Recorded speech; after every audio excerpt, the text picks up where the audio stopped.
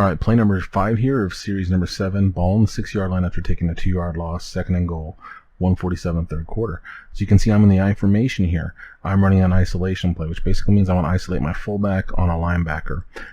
In this case, whenever you run an ISO, you run it to the bubble, whether it's to the strong side or the weak side.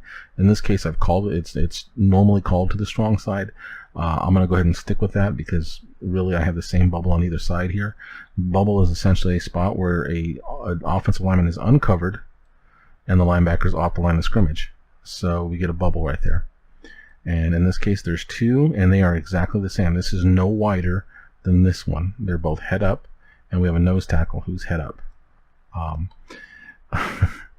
Little Beavis and Butthead moment there, I guess, but I'm stupid like that. So essentially what you're going to do here, and the reason I'm going strong on this, is it usually forces the guard here to get a double team on the nose tackle. If you went the opposite way with this, your center would have a one-on-one block, and these guys would kick out, or should at least, where you isolate on this back. And the reason I'm going and I want this double team so much is because my center has a big nose tackle on him for 1, and 2, he has to snap the ball. So he's being attacked as a one-armed man for at least a second or a half second.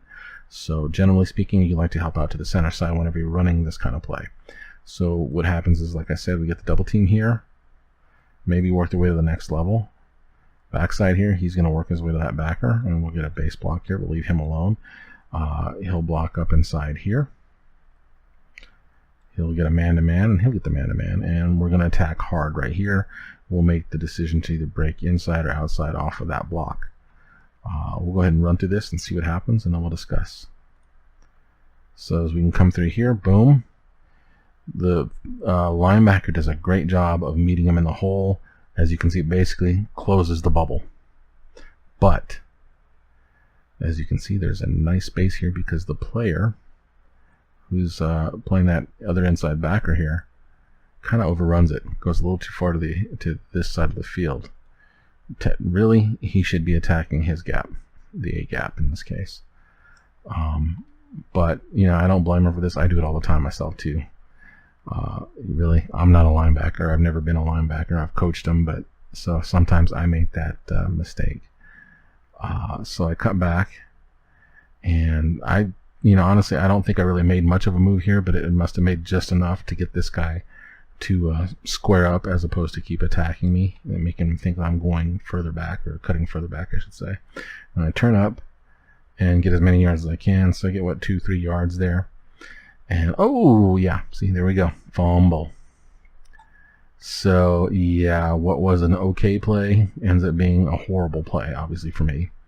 I cut back, I get clotheslined. Let's see if we can see it. I saw it right about there. Oh shoot. Yeah, right there, you can see it. See that nice little clothesline, and then he comes in and just annihilates my back and drives the ball out. So on this case, obviously grading wise, play success is a 0, obviously. Play decision making, I'm still giving myself the point. It was a decent decision on my part. Now, as far as bonus or negatives, negative bonuses or positive bonuses, obviously not a positive bonus. It's a fumble, so it's a negative bonus. So I've decided to actually change it up a little bit. And let's see. As you can see, I think initially I said a turnover was just going to be 1 point, a -1. I'm going to go ahead and make it a -2 and make a touchdown off of a turnover, a -3. Okay. And then I've also adjusted this actually, because I actually had it for a 10-yard loss, which seemed a bit much. Losing 5 yards is a negative play, so we'll go ahead and stick with that. I'd forgotten about that. So in this case, I get a -1 on this play. So I get the 1 point for decision making, which I did the right thing with the back at the time. What I didn't do, obviously, was have any success, and then I get the negative for the fumble. So it'd be a -1 total. Alright guys, so final grade for series number 7 here.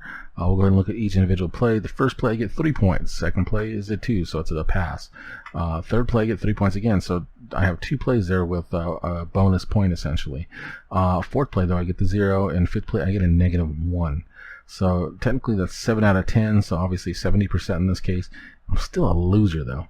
Obviously, we get the fumble that kills the entire drive, that kills the points. It would have put me up, if I get the score or touchdown on that, I go up 21-0, which would have been huge.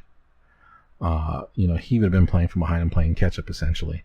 In this case, we're even, so if I give up a score, now I'm playing catch up again, and it basically puts more pressure on me in this case because I'm the one who's chasing. So yeah, 70%, it's a passing grade, I guess, but really it's a losing grade. So, you want 85 to 90 or above, of course. Like these ones here, very nice. Yep, we good. And, stuff like that. And no Uber fails. So it's not quite an Uber fail, but it's not pretty either. So guys, I hope you guys enjoy this. Hope you guys learn from it. Again, if you did, like and subscribe. If you didn't, like and subscribe. Y'all take care. Have great nights, great days. Take care, and God bless.